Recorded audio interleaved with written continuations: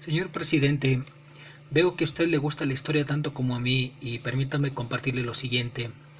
¿Conoce usted el Hospital de Jesús? ¿Conoce usted la historia cortesiana de ese histórico nosocomio? ¿Sabe quién es todavía el director, doctor Julián Gascón Mercado? Digo, usted fue jefe de gobierno de la ciudad en la que nací, de mi ciudad capital.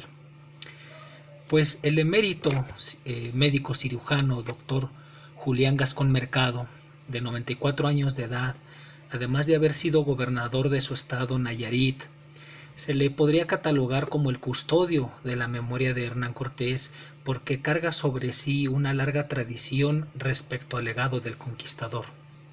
Así como nuestro todavía el historiador Miguel León Portilla representa la máxima autoridad del México antiguo y el adalid o defensor de los pueblos originarios actuales, el doctor Julián Gascón Mercado, 3 veces reelecto patrono del hospital más antiguo del continente americano, fundado por el propio Cortés, también tiene algunas cosas que platicarnos al respecto.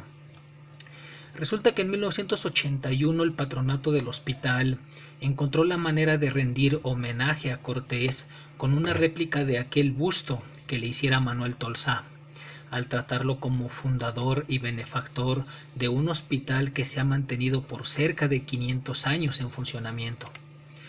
Decidió invitar al entonces presidente López Portillo a inaugurar los trabajos de rehabilitación del nosocomio y le hizo una polémica propuesta. Señor presidente, le pido, sé que es controvertido, pero en el hospital puse un busto de Cortés que voy a cubrir y le pido que usted lo devele públicamente, le dije. Él me contestó que eso sería muy polémico y me preguntó qué pensaba. Yo le respondí que haría mucho bien a este país hacer un monumento a Moctezuma en una esquina de la avenida Reforma y en la otra a Cortés. Él se rió y me contestó que tenía razón. Finalmente el presidente acudió al hospital y se enfrentó con el fantasma del conquistador extremeño. Entró, vio una figura tapada por un velo y me preguntó bajito si era ese el busto.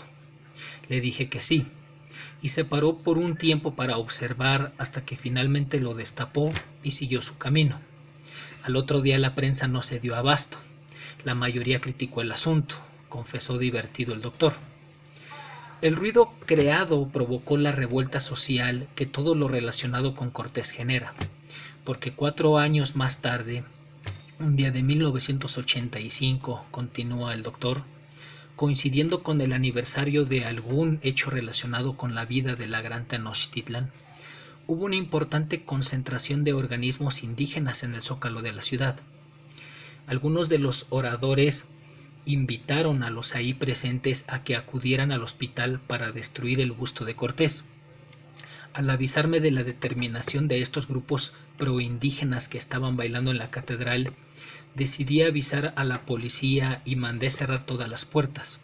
Se circundó la manzana para evitar la destrucción del busto y algún daño a este nosocomio o santuario cortesiano, y me senté en mi despacho preocupado. Entonces decidí que lo mejor era recibirlos y decirles que pondría también un busto de los tlatoanes Cuauhtémoc y Moctezuma. 2 cuadras antes de llegar desistieron y se fueron. Entonces me di cuenta de que el busto necesitaba un guardián y contraté al mayor Ismael Cosío para que vigilara que no le pusieran una bomba. Todos los días metía la mano para asegurarme que no hubiera artefactos. Así, hasta que la gente se ha acostumbrado al busto y ya no pasa nada. Fue este acto, señor presidente, semejante al que obligó a Lucas Alamán y a otros personajes 162 años atrás a sepultar clandestinamente los restos de Cortés para salvarlos de la muchedumbre iracunda tras la independencia. Ese 1985 bastó para cerrar las puertas originales del sanatorio. Pero el fanatismo y la ignorancia no terminarían ese año, porque al conmemorarse los 500 años del nacimiento de Cortés, nuevamente el patronato y otras asociaciones culturales y de estudios históricos organizaron ciclos de conferencias con la participación de destacados intelectuales de México. Durante el desarrollo de estos, grupos indígenas nos tomaron el lugar para que no se hablara del capitán español, menciona nuevamente el doctor. Eran actos de protesta, dijo, por integrantes de organismos indígenas que hablaban en náhuatl, proferían palabras altisonantes en ese idioma y después se salían de las salas que tomaban. Ahora sí que, como dijera Octavio Paz, el odio a Hernán Cortés no es odio a España, es odio a nosotros mismos. Y este mito nos impide vernos en nuestro pasado e impide la reconciliación de México con su otra mitad. Muchas gracias.